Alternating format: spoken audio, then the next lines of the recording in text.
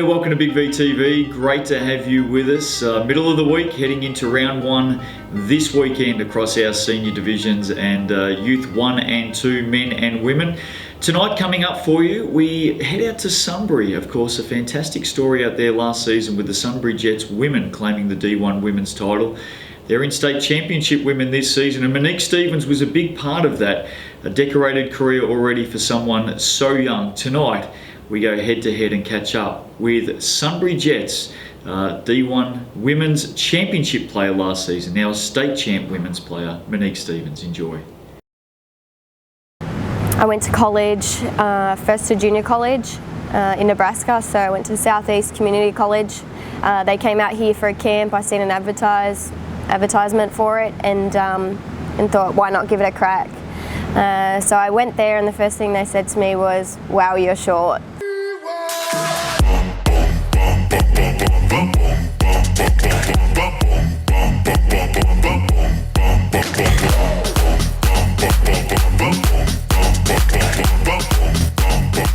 So we moved to Albury-Wodonga, and my older sister was trying out a whole bunch of different sports, and she came home one Saturday morning from something called mini ball and had got a trophy from her first season. And I told my mum that I wanted a trophy, and she said, in order for you to get a trophy, you've got to play a sport. So I said, you know what, I'm going to play that sport, and I guess the rest is history. I played rep for Albury-Wodonga, so I played for two different clubs. One was the summer season for rep, and the other was a winter season, so I got to play all year round, which not a lot of kids get to do unless you're living in a metropolitan area.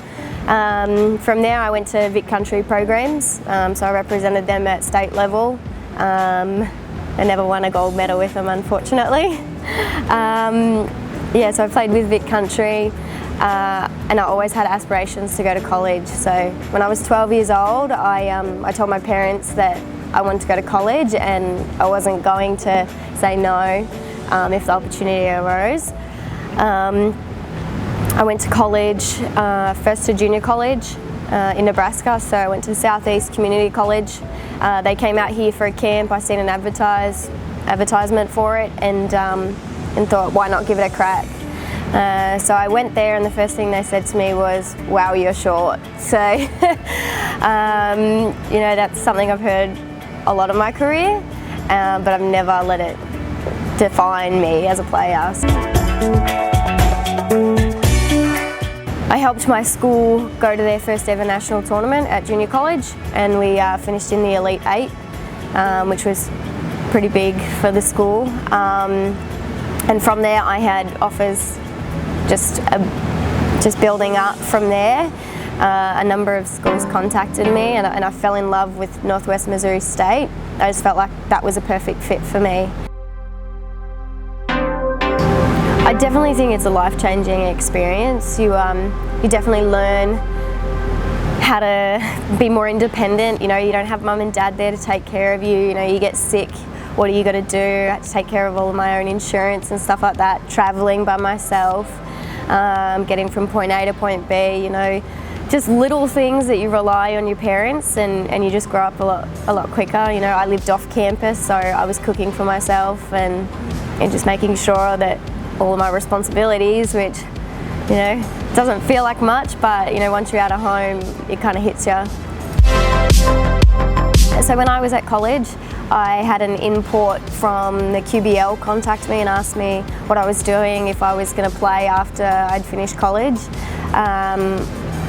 Ideally, I thought I'll go home and I'll play C-ball for Albury-Wodonga, the club that I played with before college.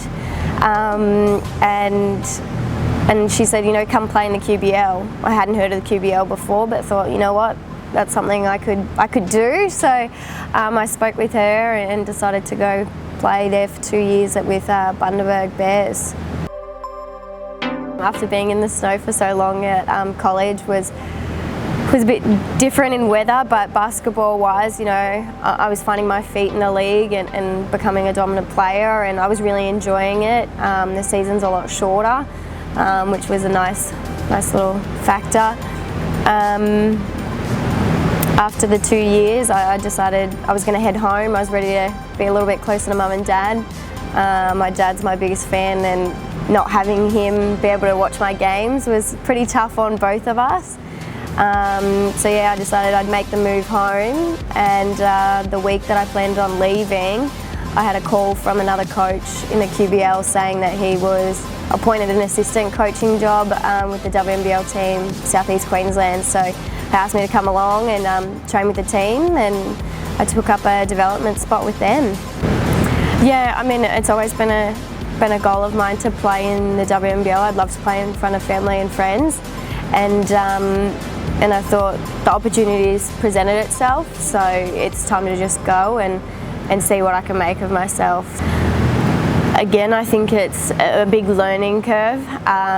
Again, I'm away from home and just finding out a whole new aspect of the basketball world. I really grew as a player on the court. You know, the team was very tight-knit, and the chemistry was great. So having, you know, 10 and 11 other players go through the same thing was kind of comforting. But yeah, there was a lot of, I guess, smokes and mirrors, like just going, that confused us, and it was very frustrating at times. So there was a lot of frustration. You know, I think from week one we had dramas with payments, and I actually worked on the corporate side of the club as well. So I did the marketing for them, and although I didn't have any sight into financials, you know, I would hear the girls make comments about payments not going through, and they haven't been paid correctly, or, you know, they haven't been taxed, and super hasn't gone through, and it was just very taxing on my mental state. I guess because I was on the court with them and they're my teammate, and then I've got to front up and I've got to work corporate side as well. So yeah, it's very frustrating having gone through that.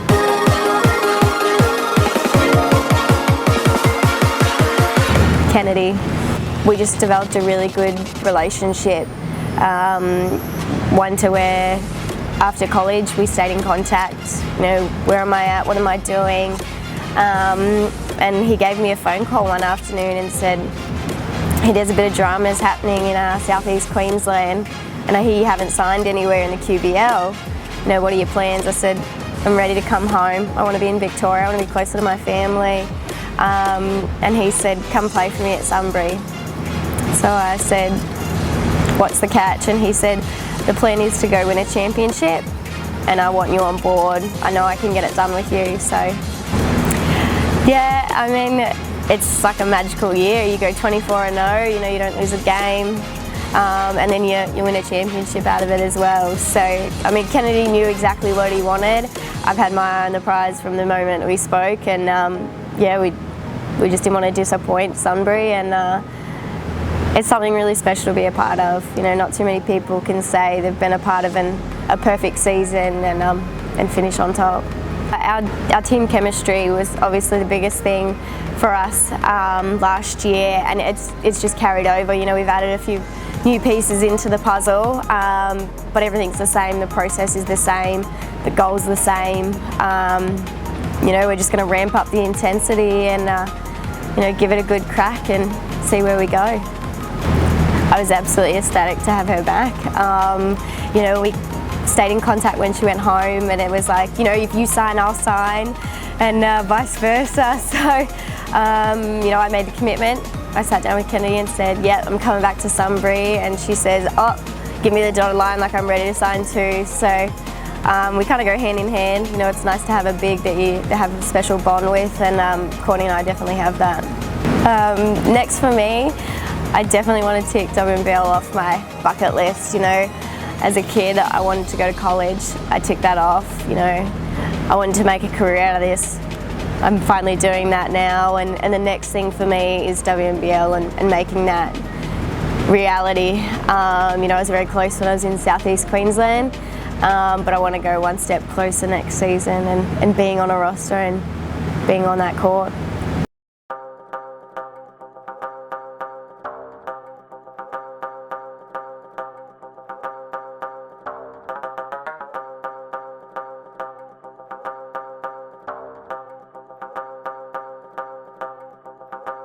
to give them their first win at Olympic level over Australia. She can't. Time for Australia, a miracle. Belinda Snell from three-quarter court. She gave up with a match winner! Belinda Snell has hit from behind the halfway line.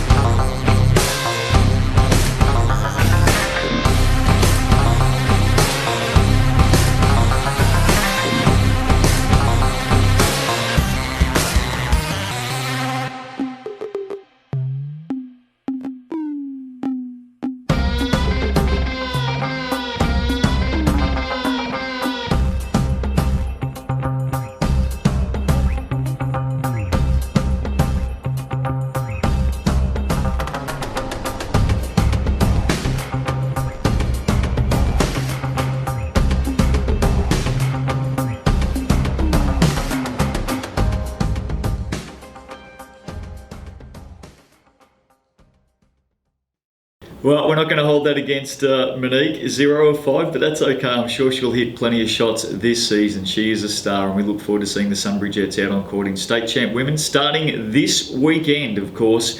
All of our senior divisions and Youth 1 and 2. VYC, great start last week. They're back in action this weekend as well. Now, coming up tomorrow on Big V TV, we're heading up to Sherbrooke. Terrific story. They're back in action in the men, and they've got a very strong affiliation with Australia's deaf team, the Goannas. Make sure you tune in for that. And then, of course, Friday, heading into round one, all the tips right here on Big V TV. We'll see you tomorrow night.